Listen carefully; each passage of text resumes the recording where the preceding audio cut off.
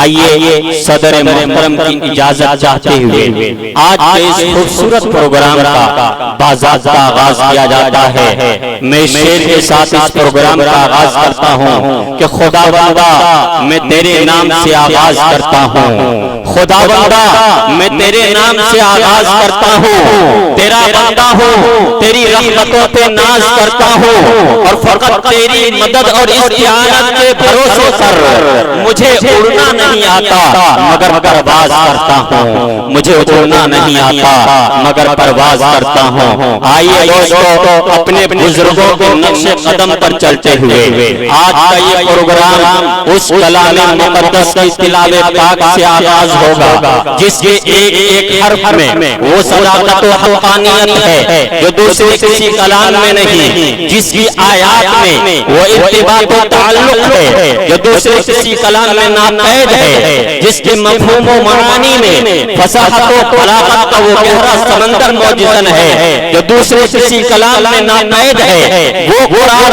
وہ کلام پاک جس نے فَأْتُوا بِسُورَةٍ مِّن مِّثْلِهِ کا زبردست چیلنج دیا اور ساتھ ساتھ یہ اعلان کر دیا کہ لا یاتون بمثلہ، کہ کسی ماں نے اپنی اولاد کو ایسا دودھ نہیں پلایا جو اس جیسا مقدس کلام پیش کر سکے، اور جس کے بارے میں شاعر کہہ گیا کہ اہل منطق سر بسر رہ گئے پڑھ لیا جب فلسفہ قرآن کا۔ تو آئیے اس وجہ اپنی کلام خدا کو پورے شوق و رغبت کے ساتھ سنتے ہیں، اور اس کے لیے میں درخواست کرتا ہوں ایک ایسے خوش الحان قاری سے جن کی زندگی کا اکثر گوشہ تلاوت قرآن، خدمت قرآن اور اشاعت قرآن میں گزرتا ہے۔ دوستو وہ ایک ایسے قاری قرآن ہے جو ظاہری بینائی سے محروم ہے، لیکن اللہ نے وہ باطنی بینائی دی ہے کہ مجھے وہ شعر یاد آتا ہے کہ رنج سے درس لے کے راحت کا تم نے ظلمت میں نور دیکھا ہے، رنج سے درس لے کے راحت کا تم نے ظلمت میں نور دیکھا ہے، گرچہ آنکھیں نہ مگر تم نے دل کی آنکھوں سے دور دیکھا ہے۔ میں جناب قاری ریاض صاحب مدبزلہ العالی استاد مدرسہ تحفیظ القرآن الکریم سمنپور پٹنہ کا میں اس شعر کے ساتھ استقبال کرتا ہوں کہ سناؤ نغمہ قرآن کہ ہم بیدار ہو جائیں، سناؤ نغمہ قرآن کہ ہم بیدار ہو جائیں، اندھیروں سے نکل کر صاحب انوار ہو جائیں۔ قاری صاحب تشریف لائیں اور تلاوت کلام پاک سے باضابطہ محفل کا آغاز فرمائیں۔ السلام علیکم۔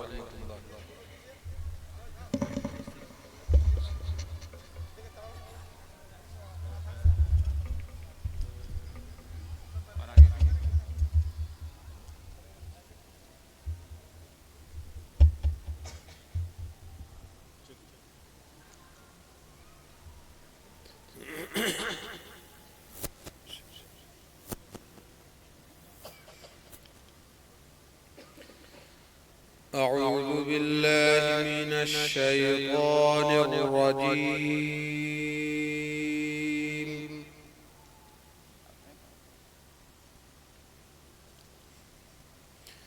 بسم الله الرحمن الرحيم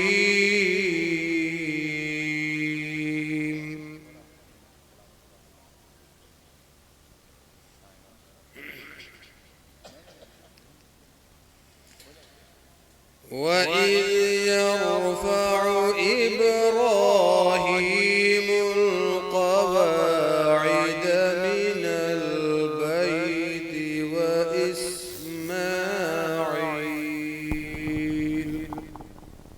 ما شاء اللہ۔ وَإِذْ يَرْفَعُ إِبْرَاهِيمُ الْقَوَاعِدَ مِنَ الْبَيْتِ وَإِسْمَاعِيلُ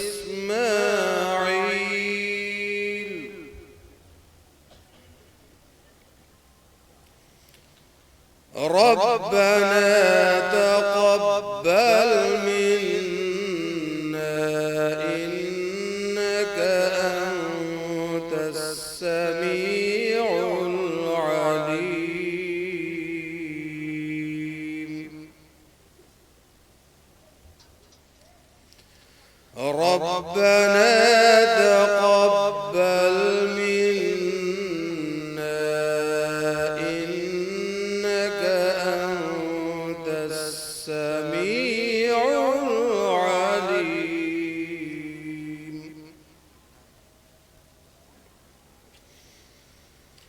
ربنا تقبل منا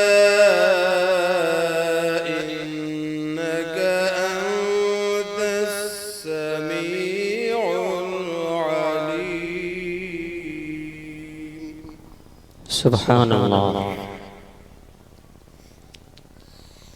ربنا واجعلنا مسلمين لك ومن ذريتنا أمة مسلمة لك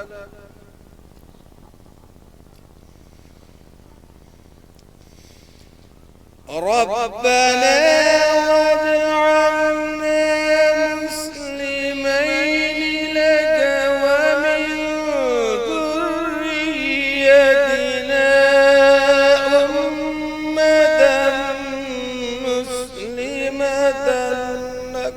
الله. ربنا واجعلنا مسلمين لك ومن ذريتنا أمة مسلمة لك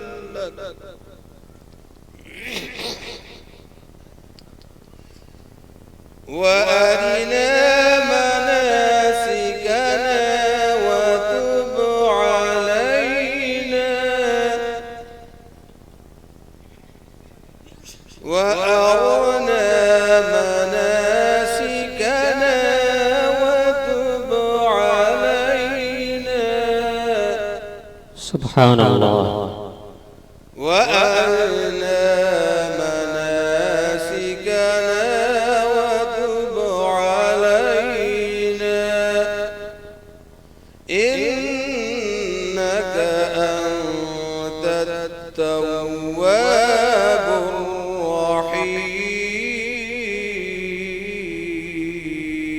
الرحيم. الله. ربنا وابعث فيهم رسولا منهم يتلو عليهم آياتك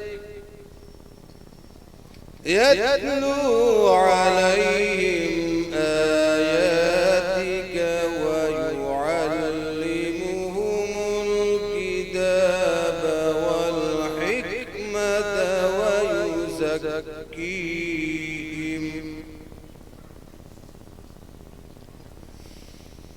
ربنا وابعث فيهم رسولا منهم يتلو عليهم آياتك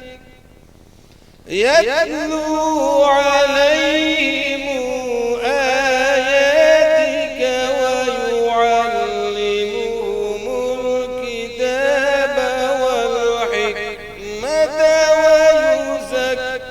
ويزكيهم. ما شاء الله. يتلو عليهم آياتك ويعلمهم الكتاب والحكمة ويزكيهم. ربنا وابعث فيهم رسولا منهم يتلو عليهم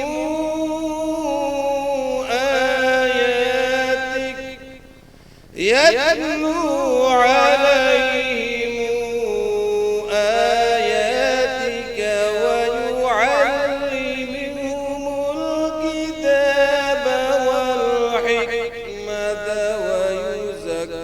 ويزكيهم. سبحان الله. يتلو عليهم آياتك ويعلمهم الكتاب والحكمة ويزكيهم. يتلو عليهم آياتك ويعلمهم الكتاب والحكمة ويزكيهم ربنا وابعث فيهم رسولا منهم يتلو عليهم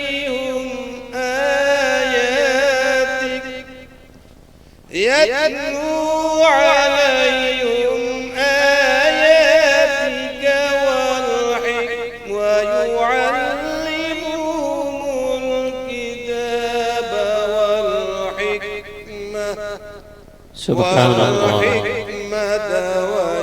ويزكيهم ربنا وابعث فيهم رسولا منهم يتلو عليهم آياتك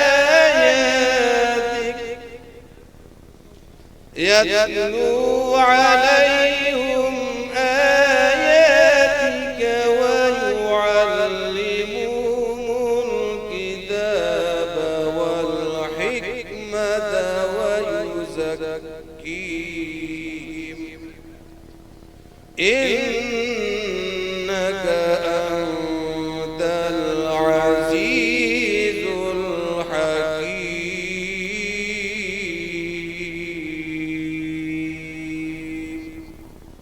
ما شاء صدق الله الله العظيم